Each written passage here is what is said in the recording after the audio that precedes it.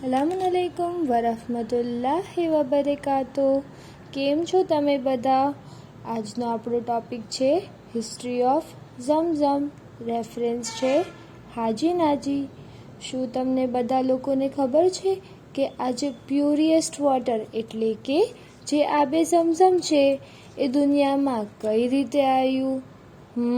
તો આજે આપણે એક સ્ટોરી જોઈશું જેથી આપણને ખબર પડે કે ઝમઝમ કેવી રીતે આવ્યું. ચલો સ્ટોરી સ્ટાર્ટ કરીએ. જ્યારે હઝરત ઇસ્માઈલ અલૈહિસ્સલામ પેદા થયા એટલે કે જે હઝરત ઇબ્રાહીમ અલૈહિસ્સલામના બેટા છે, અલ્લાહે હઝરત ઇબ્રાહીમને હુક્મ આપ્યો, એ ઇબ્રાહીમ, આપના બેટા હઝરત ઇસ્માઈલ તથા જનાબે હાજરા જે હઝરત ઇબ્રાહીમ અલૈહિસ્સલામના વાઇફ છે ને અરબમાં મૂકી આવો, જ્યાં એ એવી જગ્યા હતી જ્યાં કોઈ ઘર ન હતું, ના કોઈ ઇન્સાન હતા, ના પાણી હતું, ના ખાવા માટે કંઈ હતું.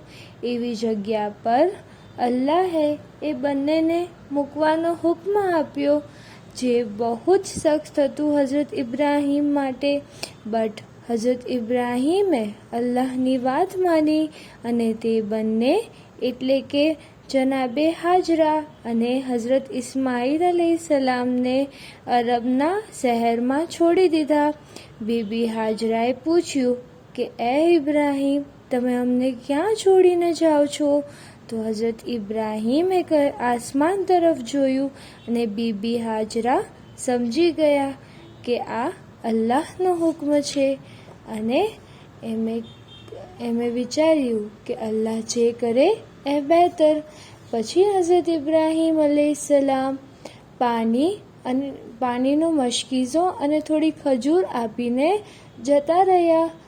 પછી થોડી વાર પછી જ્યારે પાણી અને ખજૂર ખતમ થઈ ગયું પછી તો બહુ જ તડકો હતો, એકદમ તપતે સહેરા હતું, એટલે કે બહુ જ તડકો હતો, જેના વજહથી હઝરત ઇસ્માઈલ અલૈહિસ્સલામને બહુ જ પ્યાસ લાગી અને પ્યાસના કારણે એકદમ રોવા લાગ્યા અને પ્યાસની શિદ્દતથી તડપવા લાગ્યા.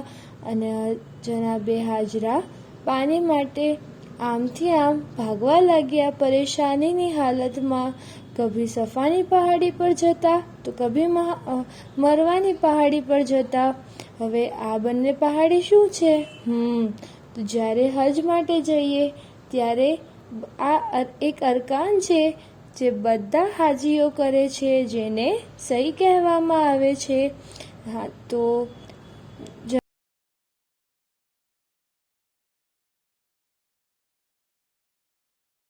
પહાડીના 7 ચક્કર લગાવ્યા અને હઝરત ઇસ્માઈલને બહુ જ પ્યાસ લાગી હતી તો એની ફીટ એટલે કે એમની એડીઓને રગડવા માંડ્યા.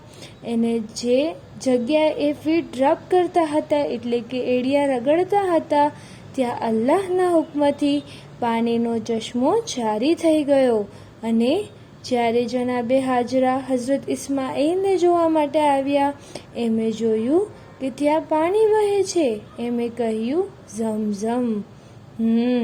આ રીતે આબે ઝમઝમની શોધ થઈ અને ત્યારબાદ અરબના લોકો ત્યાં રહેવા આવી ગયા, બિકોઝ ત્યાં પાણીનો ઇંતજામ થઈ ગયો હતો. આજે આપણે સ્ટોરી જોઈ. હું આશા કરું છું કે તમને લોકોને આ સ્ટોરીમાં મજા આવી હશે અને તમે લોકોએ કંઈક નવું શીખ્યું હશે. જઝાકલ્લાહ. ખુદા હાફિઝ.